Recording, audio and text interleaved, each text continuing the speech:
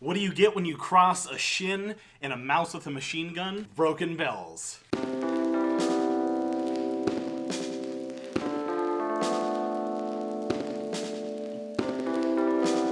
Welcome back to the Vinyl Files, ladies and gentlemen.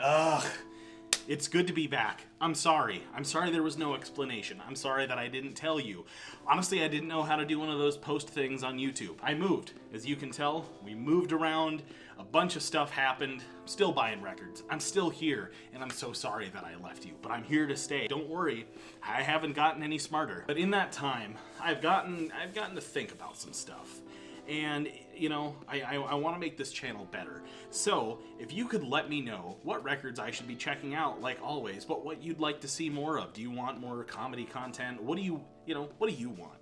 Let me know. Share it with your friends. The more people that watch these videos, the more I'll be able to do. 2 weeks ago, I'm driving in my car, and Spotify will recommend stuff to me and be like, hey, James, you need this. You need this in your life. You need to listen to this shit. And it recommends this band, Broken Bells. And I'm like, all right, I like the album cover. I'm always an adventurous listener. And I put it on, and it's like a firework in my head. So I play it on my drive to work for a few days, and it just keeps getting better. And the more I listen to it, the more it sounds familiar. And the more I look at the cover when I'm not driving, because that's not safe, it reminds me almost, I don't know if anybody remembers, like, Hairway to Heaven, or Hairway to the Stars. It's the old Bugs Bunny cartoon. But this album cover reminds me a lot of that, like, that vibe, I guess is the best way to put it, from this.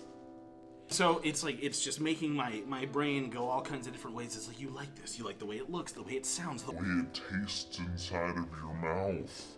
It's just a phenomenal record.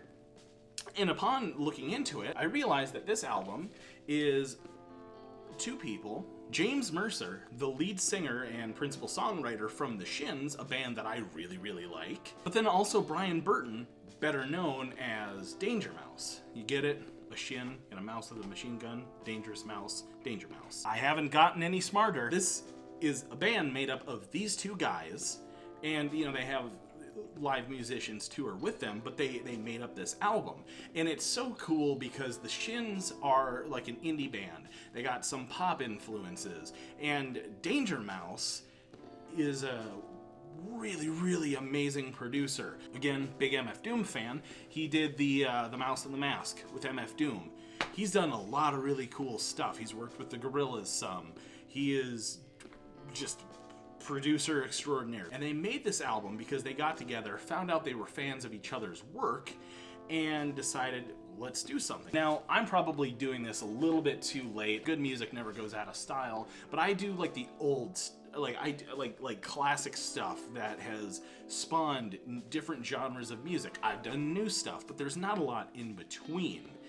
And this came out, I think it was 2010, but right at the time where it was either garbage pop music or like outsider stuff. I'm sure there was a lot of stuff mixed in there, but for me, it was one of the two. And at that time, I was listening to stuff like Fitz and the Tantrums or Edward Sharpe and the Magnetic Orchestra. Find a better name. But that's the stuff that there really was. Then there's something like this, their first release, which is a really smart album because it's pop. It is pop, but it's intellectual, musically anyway. When I first listened to it, I started thinking about Pink Floyd. I started thinking of Steven Wilson and how Steven Wilson would probably really like something like this, and I wouldn't have been surprised if he actually had a hand in creating this. He didn't, but that's what this is. This is the progressive rock fans pop, because it's just smart enough to where it's not the same four chords over and over again, and the millennial whoop or the hey. That's the indie kids millennial whoop. There's only so many times you can hear a tambourine or a maraca with the word hey shouted after it until you go, find another word, find another thing to do, man. I can't hear hey any more goddamn times. Some standout tracks: The High Road, obviously, Vaporize, The Ghost Inside, Trapdoors, Citizen, October, and The Mall in Misery are just a few. I mean, this entire album rules. So, the album cover, beautiful. The back, Not as beautiful, but it's the back. What do you want? Stop. Get off my back. No insert, nothing really, but it comes with the plastic lined sleeve, which I always like, and a nice, thick, juicy record here. As much as I like good packaging, I almost feel like sometimes things need to be simple, and that's exactly what this is. It's a simple package. It's groovy.